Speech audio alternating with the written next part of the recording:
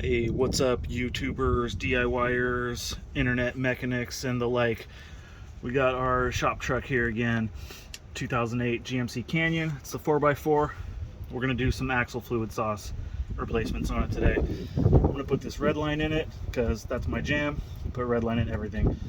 I've done the transfer case already. It was leaking real bad when I first got the truck, so I did the output shaft seal and I put Redline in the transfer case. I believe it was Redline MTL. You can always go on the Redline application guide and check it out for yourself. Or whatever kind of sauce, don't matter, doesn't bother me at all.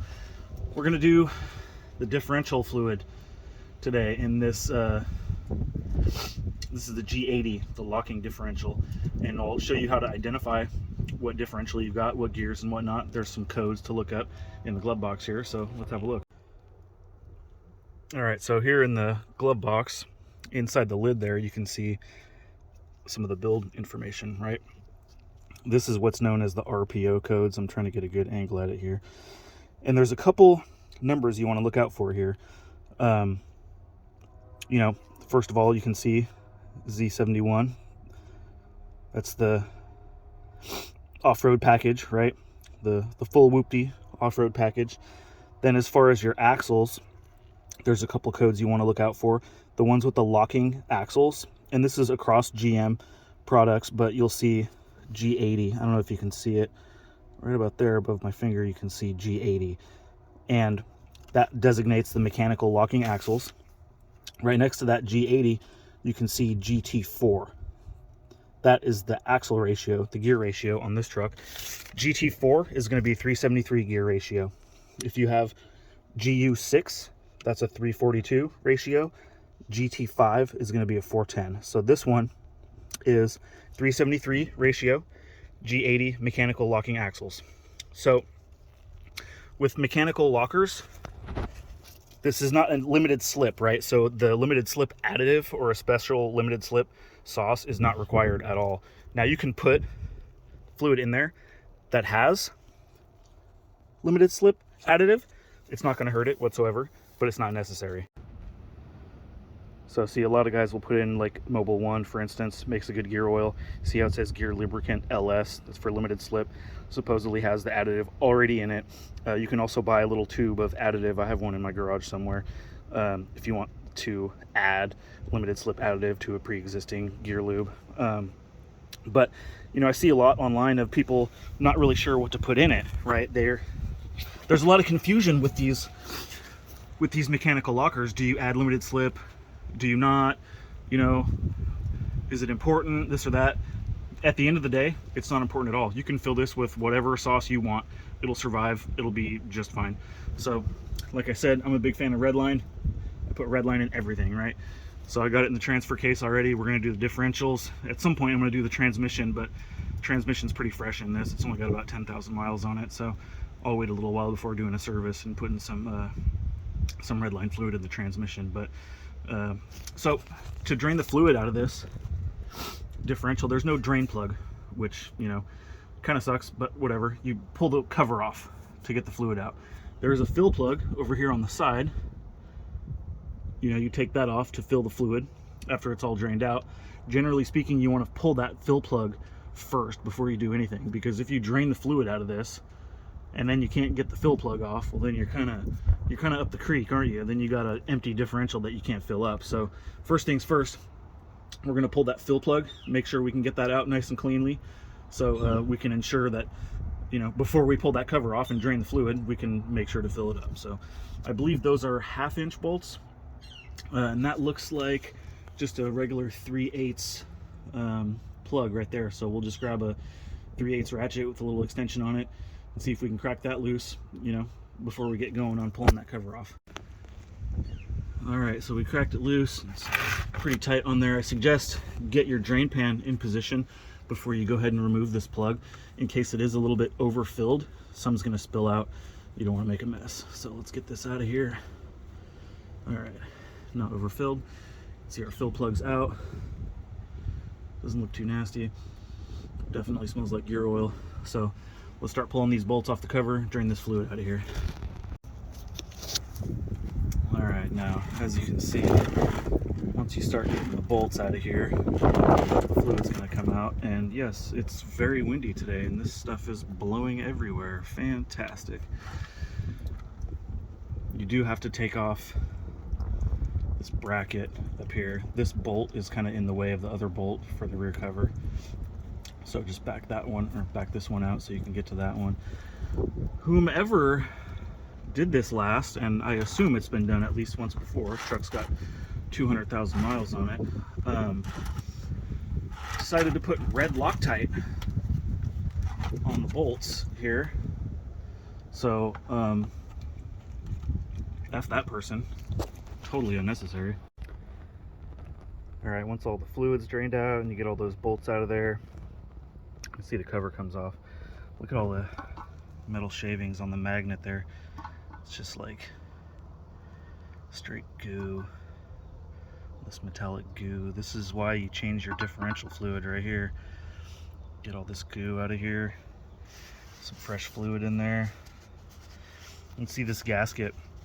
It's a really high quality gasket.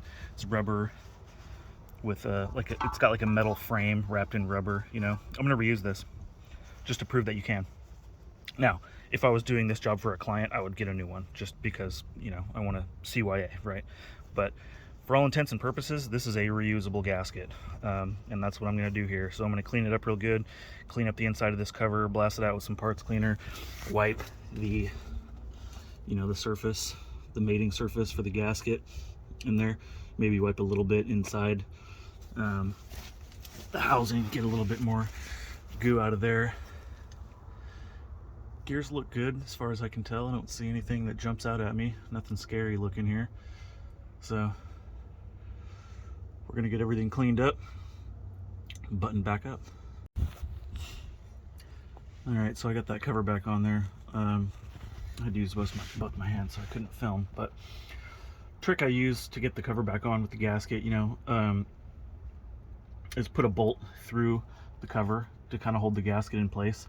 Start with the top one there, you know, and that kind of holds the gasket in place, and just thread it in a little bit, right? Leave it loose, just get a couple threads in there, and then start doing the same with all the other bolts all the way around. So you want to make sure that all the bolts, you know, the threads are engaged before you start tightening it down, to make sure that the gasket lines up with each bolt hole, and then kind of work your way around to snug them down, you know. Kind of struggled with some of these bolt holes. Actually, there was just so much red Loctite used previously, which again, I didn't film the process because I was too busy cursing, but I had to thread chase a couple of these holes just because the bolts didn't want to get started in there, and to clean up the bolts a little bit. Don't use red Loctite, please, for the love of God. Don't use red Loctite on differential cover bolts. I got it all going. I used a dab of blue Loctite, you know, instead of red. I don't use really red Loctite for much of anything, most certainly not differential covers. I mean, these bolts are not going to vibrate loose, right? Blue Loctite is more than enough if you're going to Loctite anything. So like I said, kind of get all the bolts started, kind of start snugging it down little by little. You know, you want to torque it for your final torque, go in kind of a crosshatch pattern, you know, back and forth.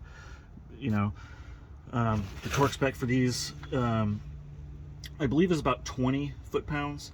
I'd tighten it down probably a little bit more than that, probably closer to 25. Again, I reused the gasket here, and I wouldn't do so if somebody was paying me to do this job. Of course, I'd get a new gasket just to, you know, cover my own, you know what. But they're absolutely reusable. There's no reason to replace it every single time. It's a really beefy gasket that is, you know, definitely reusable. So for my own car, I will do that. Now we're going to refill it again. I got that plug out, the fill plug. We're going to get going with my little fluid pump thing, get that filled up, and you'll see the process of doing that. All right, so you got a few different options on how to get the fluid inside the hole there in the differential. They have those little cheesy like hand pump things that you can stick in the jug. They even have, you know, like this one, for instance, that mobile one we showed earlier. It's got that little like squirt tip on top of it. Oftentimes you can just like dump this out, obviously, just jam the little tip in the hole and squeeze until it's full. I have this, it's like a suction device, got it from Mac Tools. Essentially you just stick the end of it in your sauce, whatever you got, and then draw the handle back to suck it up into the body here. Oftentimes what I'll do is unscrew the top. If I'm just using quart jugs, unscrew the top with the handle drawn back and just fill it manually, screw the top back on. It tends to fill up better that way, get more in versus like drawing it in through the handle. But I got the gallon here, so I'm not going to fill it up manually just because big heavy jug, trying to hold this with one hand and pour with the other might get messy, and I hate making a mess. So I'm just going to suck it up through this tube. Won't be able to film it because I need both hands, but I also got this little pipe I stuck on the end that actually comes in super handy for filling differentials and transfer cases and stuff like that. So one pump at a time, basically. Just gonna draw the fluid into this thing and push the handle in and start pumping the differential full. I'm gonna pump it full until it starts to drain out. Some people don't like to fill it that much. They like to stick their finger in there and kind of gauge the depth with, you can stick your pinky finger in there and have it a little below the the fill plug there. I'm just gonna fill it till it's overflowing and then just let it drain out. I got the truck jacked up in the rear end only, so it's kind of tilted forward a little bit. So that being said, once it's level, it'll be a little more closer to what a lot of people like to do with having the fill level slightly below the fill plug there.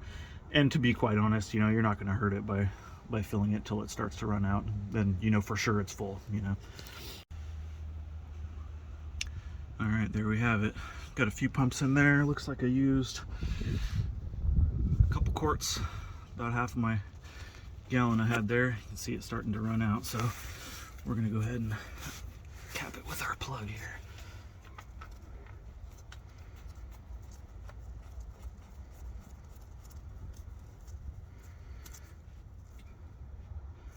All right, snug that up and spray all this down and wipe it down and get rid of all of our oil mess here. All right, now we're moving on to the front differential. Again, this is a 4x4, so we got a diff in the front as well. Much more straightforward here. It does have a drain plug. I don't know if you can see it right here. 3/8 drive drain plug, but same as before. Check and make sure that the fill plug is loose, right? Crack that loose so we can make sure to fill it after we're done. Then basically all you do, crack that drain plug loose and drain it out. Wasn't even really that tight. Just popped it loose and spin that guy out. And there goes all your sauce. Let that drain out for a while. All right, so nothing special here. Let it drain out for a while. Put that drain plug back in. Fill plug, I already pumped it full. See, it's starting to leak out. Go ahead and cap it. Clean up your mess, and you're done. So there you have it. Front and rear diff sauce changed with the Redline 7590. I did both, just like I'm doing all the other fluids in this truck, just because I've only had it for a couple months here, using it for our little shop truck, and I'd like to go through all the different fluids and change everything out. Like I previously said, the truck's got a new reman transmission in it, so fluid looks great on that. I'll eventually do that as well, but besides doing an oil change and filters and stuff like that, I like to go through the drivetrain, replace all the different fluids. I'll probably do the brake fluid and or power steering fluid next. Again, I don't have any knowledge of when it was last serviced, so I'm gonna go ahead and do it just so I know that it's been done and it's fresh and clean. The gallon of Redline ended up being just about perfect. I don't know if you can see, there's just a tiny bit left. So the gallon is perfect size to do front and rear differentials. Works out to 4 quarts basically. If you're using a different brand, you can go ahead and get 4 quarts, 4 liters, what have you. This ended up being, I think it was about $90 or so on Amazon, probably closer to 100 after tax. The reason I spend more for the Redline, especially for drivetrain items like differentials is, you know, you don't change those often. I love Redline engine oil, but it's a little expensive if you're going to be changing your engine oil frequently. I like to change my oil every 5,000 miles. For that purpose, I'm not going to buy Redline at, $15 a quart to change it every 5,000 miles. That's just a waste of money, right? But when it comes to differentials, transfer cases, stuff like that, I'm absolutely going to spend the money on the better sauce because, how often are you going to change that? What, every 30, 50,000 miles tops, Otherwise, uh, the other thing I love about Redline is, look at that. Redline is an ester-based, fully synthetic gear oil. If you know about oil, ester base is group 5, right? That's the best of the best that you can possibly get. This 7590 meets these different manufacturer specifications for this. It does, I don't know if you see here, yeah, contains additive for limited slip differentials. Like I said, for the G80 differentials, it's not limited slip, it's a locker. The limited slip additive is not necessary at all, but you're not going to hurt it if you put it in there either. So, is it necessary to buy expensive fluid for your differentials? Absolutely not, especially not for these GM trucks. They'll pretty much take anything, Like I said, there's a lot of confusion out there with the G80 locking differentials. Do you need limited slip additive? Do you not need it? They don't care. It doesn't matter at all. If it was a big deal, it would be all over the internet. Everybody would know for sure. They'd hear all the horror stories of, of the G80s blowing up if you put the wrong fluid in it. It's not a thing. Don't worry about that. And you absolutely don't have to buy expensive fluid for your differentials. I paid $100 for this fluid. You can go to the auto parts store and get the Mobil 1 fluid. Honestly, you can get the cheapest, crappiest fluid available, and it'll be fine. It's better to change it more often with crappy fluid than it is to leave a good fluid in there forever. At the end of the day, the other thing worth considering is if you have a boat, whether it's a fishing boat, ski boat, whatever, you're at the boat ramp, your differential gets submerged basically every single time you launch your boat, right? So what I tell people that have boats and use them often, you're going to want to change your differential fluid like once a year, preferably after the season is over, whether it's fishing or, ski season, whatever it is, because imagine you take and, launch your boat 10 times during the summer. Well, each of those times, water is getting in your differential through the vent tube at the top because it's submerged, right? So you're getting water accumulation in your differentials. So keep that in mind as well. I would rather see that differential get changed yearly with the cheapest, crappiest gear oil on the planet than buy $100 worth of Redline fluid and leave it in there for 5 years, 5 seasons of it getting submerged, a dozen times a year with water. Waterlogged Redline is not as good as fresh, crappy oil, so keep that in mind as well. I don't have a boat. I don't submerge my axles. I mean, maybe once in a great while when I'm out, out on the trails or whatnot, going hunting. But for all intents and purposes, I'm going to leave this fluid in here for 50, 60 plus thousand miles, if not longer, right? That's why I buy the good stuff, because I don't want to change it. I don't know the history of these differentials, how they've been serviced or anything like that. So I'm going to go through everything and change everything out with the best fluid I can possibly get, which of course is Redline, and leave it alone and just know that it's good, right? So, thanks for coming to my TED Talk. Enjoy.